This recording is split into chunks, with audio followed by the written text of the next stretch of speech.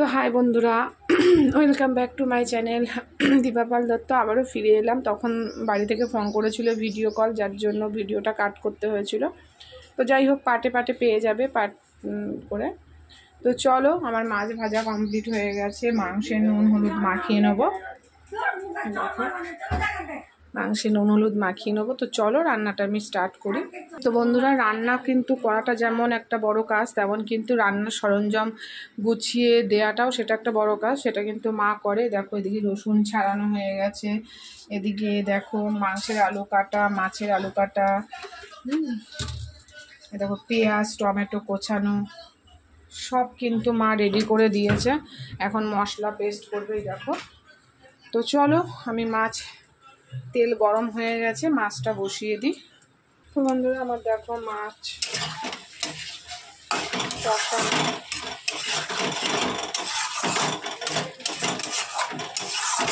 হয়ে গেছে। আর এদিকে মাংসের জন্য কড়া বসিয়ে দিয়েছি।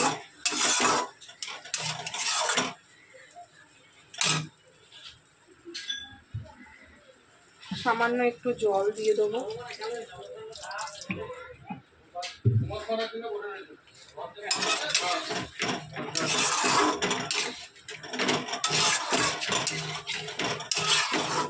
মশলা আর আলু সেদ্ধ হোক, মশলাটাও কষা হবে আর আলু সেদ্ধ হয়ে যাবে, দিয়ে ঢাকা দিয়ে দিই। তো চলো, এবার মাংসের আলুগুলো ভেজে নেব। তো বন্ধু দেখো, এখানে আলু ভাজা হচ্ছে। আলু অনেকটা হয়ে গেছে, তুলে নেব এরপর। আর এখানে দেখো মশলা কষে গেছে মাছের।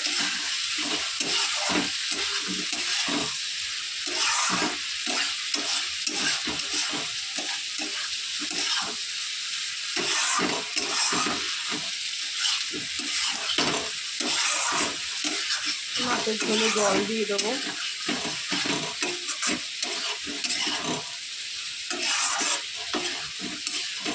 মশলা কষে গেছে।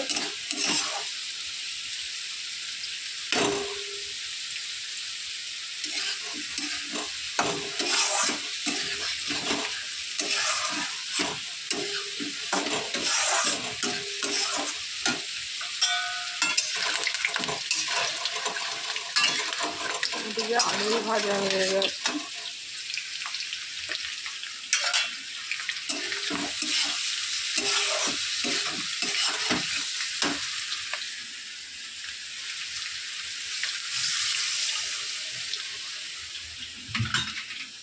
তো চলো, তো বন্ধুরা দেখো মাংস বসিয়ে দিয়েছি।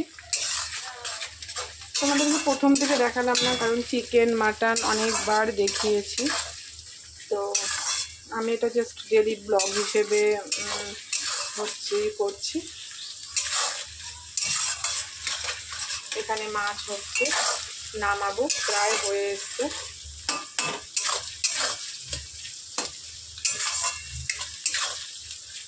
তো দেখো,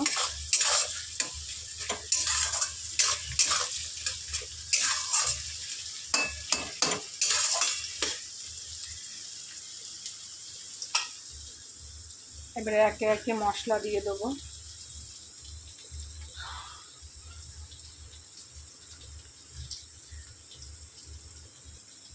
উফ, প্রচণ্ড গরম, তাও স্নানটা করেছি বলে একটু ভালো লাগছে। ওই সমস্ত দেখো মশলা দেওয়া হয়ে গেছে। দেখো, এইবারে মশলাটা আদা কষা হলে তারপরে মাংসটা দিয়ে দেবো।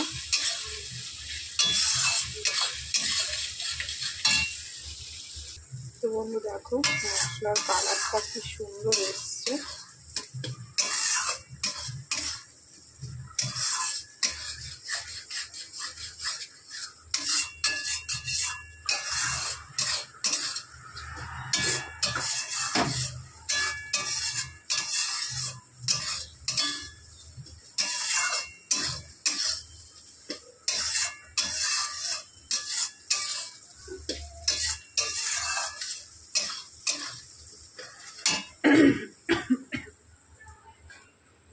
তো বন্ধুরা দেখো, মাংস দিয়ে দিয়েছি, কত সুন্দর কালার এসছে। তো চলো এটা ঢাকা দিয়ে দিই। আর এদিকে মাছও হয়ে এসছে।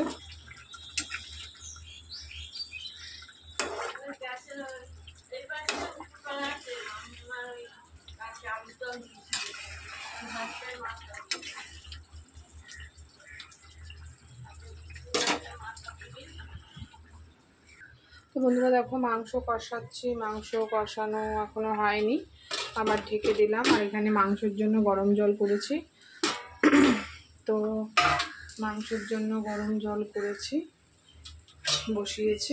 ওইদিকে মাছ নামিয়ে ফেলেছি, তোমাদেরকে পরে দেখাচ্ছি। দেখি